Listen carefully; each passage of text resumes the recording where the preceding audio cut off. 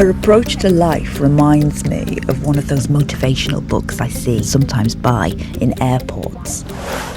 Pop singer Stacey Jackson has rocked the charts in London, and now she's ready to take the U.S. by storm. She's collaborated with some of the biggest names in the biz, like Snoop Dogg. So I can hold you in my arms. Is this love that I'm feeling? Is this the love that I've been searching?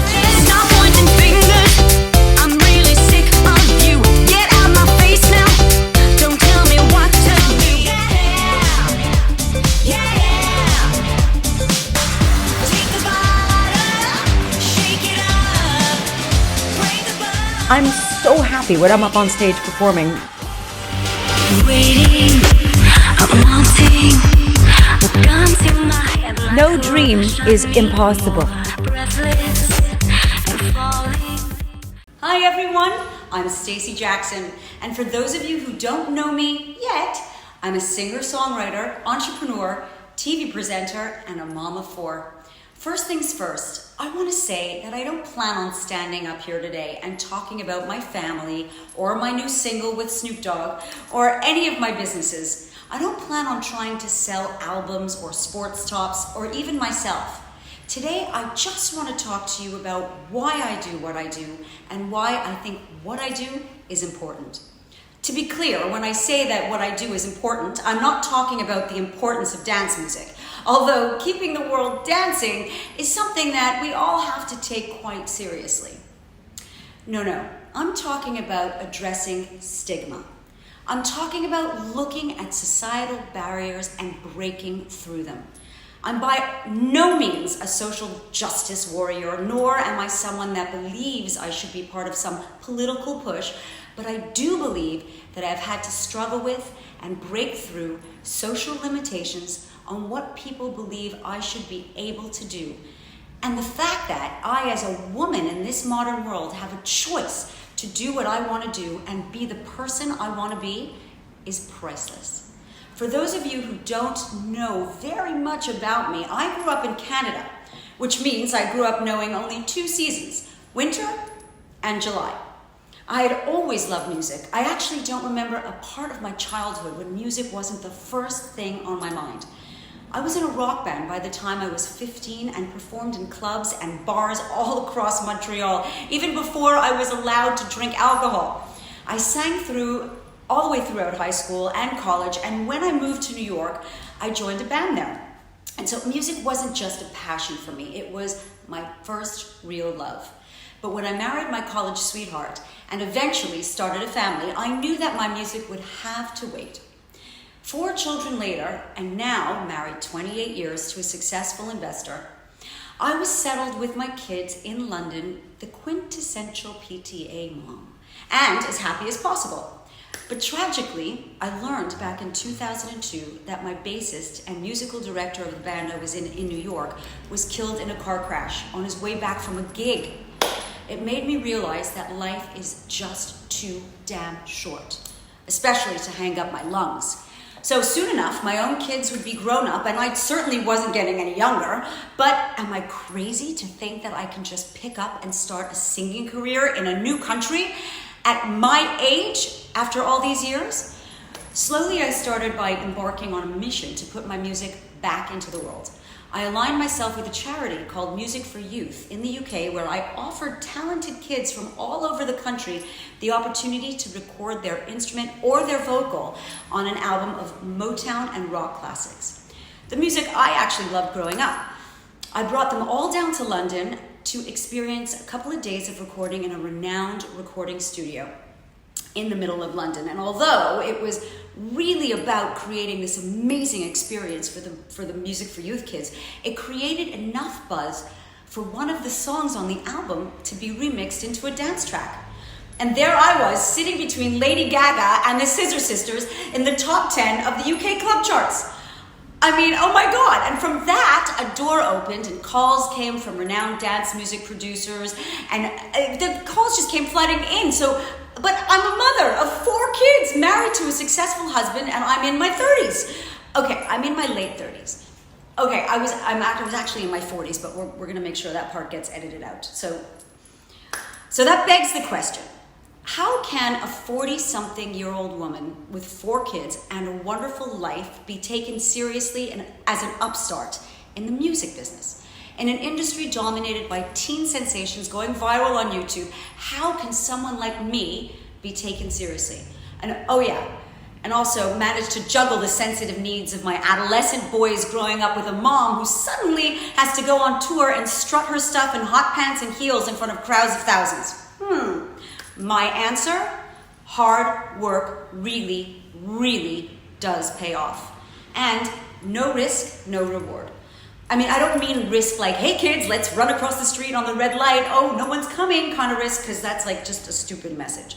I mean, really weighing out the consequences of giving your passion a proper try, because if you don't give it a go, you will never know.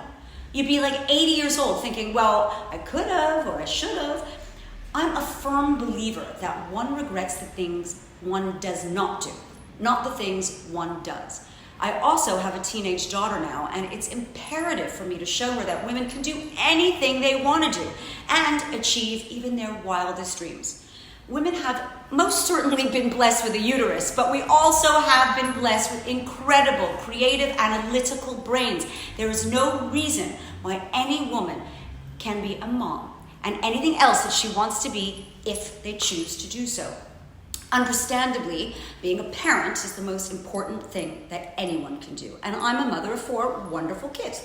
And when they were younger, I chose to leave my vocation and solely dedicate that part of my life to motherhood. I have no regrets about any of that. I devoted myself to my family and to my kids. But the thing is, sometimes it takes a village, and I could have never ultimately achieved any of my goals without the support of my family, or of course my husband and my mother.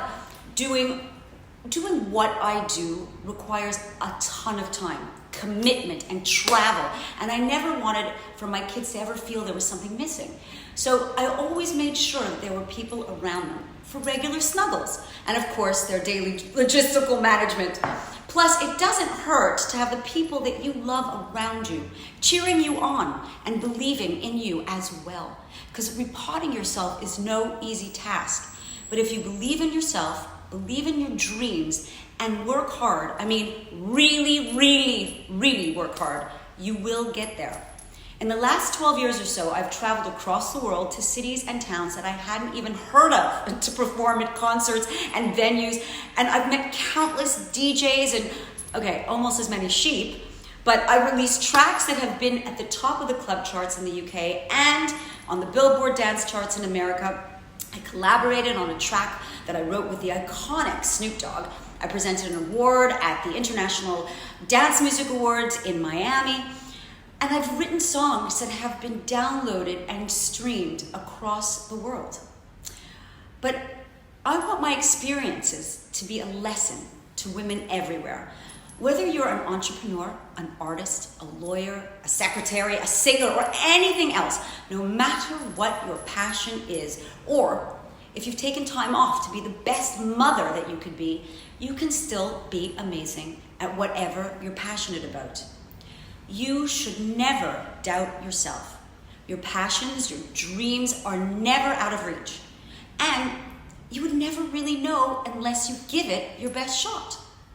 So fast forward 15 years after I took a hiatus to raise my kids, and although I don't feel any older, it just seems that everyone has been getting younger and younger. The doctor that administered my COVID vaccine was like 12.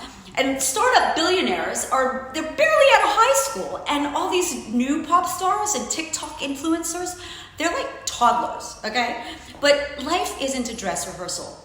And if I can break the stigma in this youthful entertainment industry, you can break the stigma anywhere. When cards are stacked up against you, sometimes you just have to turn over the table. And I think that when I put song after song out and traveled the globe and did radio interviews and television appearances and persisted and persisted and persisted, I gave the industry no choice. I put it out there. So it didn't matter how old I was or that I put off my passion to be at home with my kids. DJs played the music. People danced to it. If you like my music, that's all that matters. I think that the feeling of overcoming something like that is absolutely electric. Pretty much all my life, I've been extremely passionate as well about fitness and keeping in shape. So, exercise does truly keep you younger and healthier, right? And of course, dance music and fitness are very much connected. For me, there's nothing like jumping around and dancing to a beat that gets your heart rate going and feeling pumped. So for the past few years, I've been on this campaign to help people get off their bums and get moving. So I launched this three-volume album called Stay Pumped, featuring original tracks and covers over these last few years. And ultimately, I donated the profits of the third record to various charities helping people working on the front lines of the COVID-19 pandemic. So lockdown was rough, and it was particularly rough and a tough time for everyone, especially for mental health and physical health. My goal was to spread the message that even at home, all you need is music to stay fit. You just gotta press play and move. So just before lockdown, I was asked to appear in a cameo in a feature film that literally just released this month. It's called Reboot Camp. And I performed this song that I collaborated on with Snoop Dogg. And 10 years later, and the actual record gets a reboot itself. Now in this amazing digital age where Spotify and TikTok are the prominent platforms, so as an independent dance music artist, there isn't anything more exciting to just be able to remaster and reproduce a track and then sync your music to a film. But this whole creative journey that I'm on is all part of a plan to continue to inspire people to be the best that they can be and live their dreams. So I'm actually in the throes of writing a trilogy of aspiring fictionalized books that will hopefully do just that. The first book is called How Snoop Dogg Made Me a Better Mom, which follows the main character's journey of juggling the trials and tribulations of motherhood while trying to grow her pop career. Sound familiar? And this month you will see me hosting a new nostalgic music television series on Spotlight TV, both on Sky and Freesat in the UK. So I'm so excited to see where I can take this new show, but I know that I have this incredible opportunity because of my hard work and tenacity. Slogging it out in the music industry for as many years as I have, my experience and knowledge, which of course comes from the age that I am, the generations and many genres of music I've been influenced by over the years, and of course the time it took for me to get here, has a lot of value. So I just hope I inspire so many women out there who have dreams and just don't know where to start. Sometimes you just have to jump right in. Being creative and a leader in any industry takes a lot of chutzpah. And even though not everyone will love what you create, when you see people dancing and singing the lyrics to your songs or jumping around wearing a sports top with your name on it, exercising to your record, or reading a book that you wrote, this is what makes up the whole me, the Stacey Jackson brand. And there really is no better feeling.